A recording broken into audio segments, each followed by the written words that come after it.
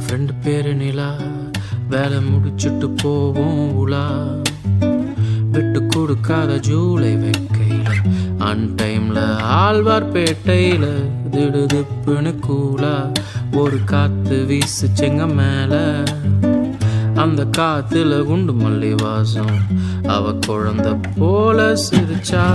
2013 நினைவிருக்கு, அன்னைக்கு ஃபுல் மூணு.